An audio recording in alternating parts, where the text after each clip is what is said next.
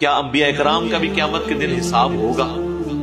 ایک بھائی نے ڈرتے سوال بھیجا تھا میں چٹ کے اوپر کہ ہمارا تو حساب و کتاب ہو رہا ہے، کیا نبیوں سے بھی اللہ تعالیٰ پوچھے گا؟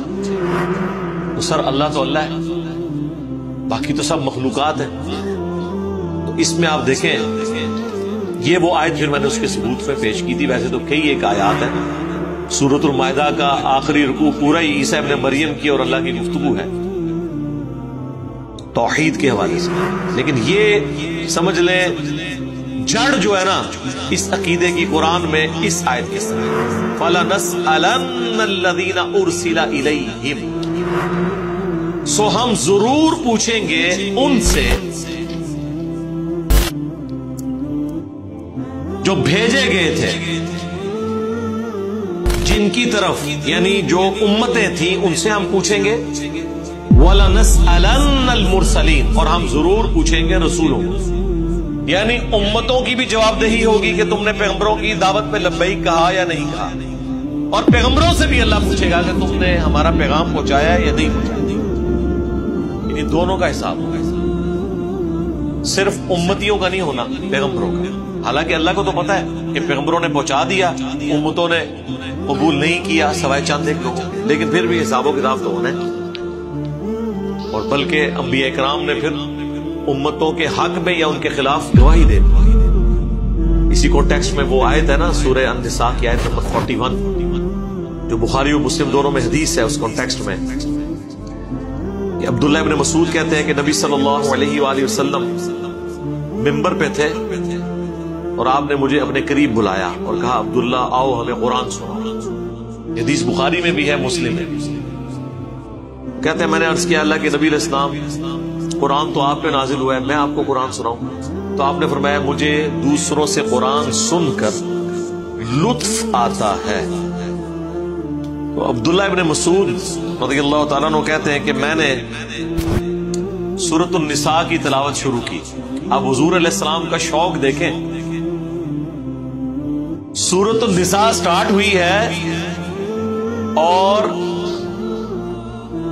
آیت نمبر 41 تک پہنچ گئی ہے۔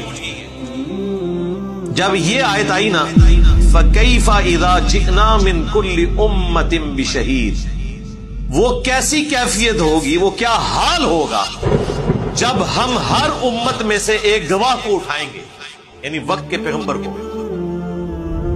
وَجِئْنَا بِكَ عَلَىٰ هَٰؤُلَاءِ شَهِيدًا، اور اے نبی ہم تمہیں گواہ اٹھائیں گے ان کے اوپر، یعنی اپنی اس امت کے اوپر۔ ظاہر ہے اس وقت تو مشرکین عرب ان کے حوالے سے پوری امت کے اوپر۔ تو وہ کہتے ہیں جب میں اس آیت میں پہنچا نا تو نبی علیہ السلام نے کہا عبداللہ بس کرو بس کرو بس کرو۔ تو کہتے ہیں میں نے نگاہ اٹھا کے دیکھا تو اللہ کے نبی علیہ السلام کی آنکھوں سے آنسو رواں تھے کہ مجھے اپنی امت کے خلاف گواہی دینی۔ وقال الرسول یا رب ان قوم اتخذوا هذا القرآن مہجورا، رسول اللہ شکایت کریں گے کہ اے اللہ میری قوم نے قرآن کو پیٹ کے پیچھے ڈال۔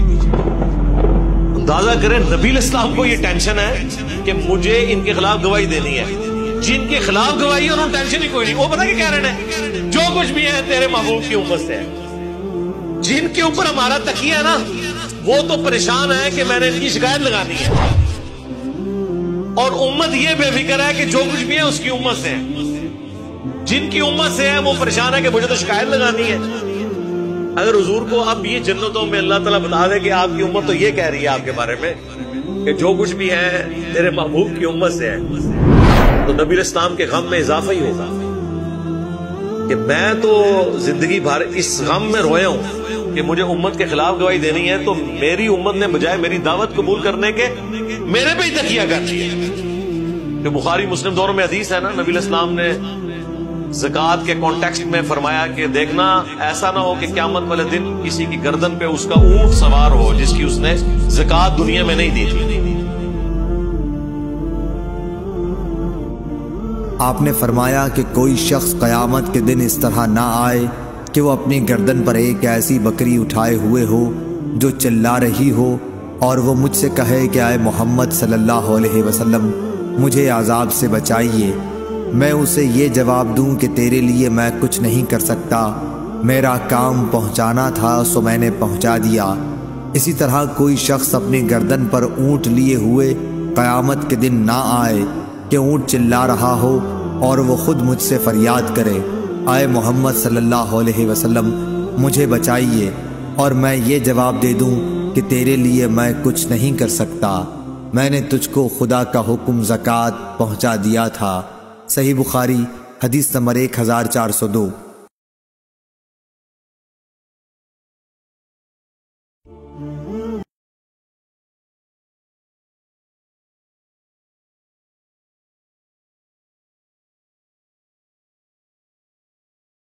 بخاری اور مسلم دونوں میں حدیث ہے، اے میری بیٹی فاطمہ، میرے مال سے جو کچھ لے لینا ہے وہ لے لو دنیا میں، آخرت میں اگر اللہ کے حضور پکڑی گئی تو میں تمہارے کچھ کام نہیں آؤں۔ بلکہ پوری حدیث تو اس طرح نبی علیہ السلام نے پہلے اپنے چچا کو کہا، پھر اپنی پھوپھی کو کہا، ایک ایک رشتہ دار کو۔ وہ سورہ الشعراء کی آیات نازل ہوئی نا کہ آپ اپنے قریبی رشتہ داروں کو ڈر سنائیے، رسول علیہ السلام نے کہا، اے نبی کے چچا عباس، میرے مال سے جو کچھ لینا ہے لے لے، اگر اللہ نے تجھے پکڑ لیا میں تیرے کچھ کام نہیں آؤں گا۔ اے اللہ کے نبی کی پھوپھی صفیہ، میرے مال سے جو کچھ لینا ہے وہ لے لے۔ ایک ایک کا نام لیا، اس کے اینڈ پہ آتا ہے کہ اے نبی کی بیٹی فاطمہ۔ سب سے جگری رشتہ یہی ہو سکتا تھا، جو کچھ لینا ہے لے لے، لیکن آخرت میں اگر اللہ نے پکڑ لیا میں تیرے کچھ کام نہیں آؤں۔ تو نبی علیہ السلام تو امت کو بتا گئے۔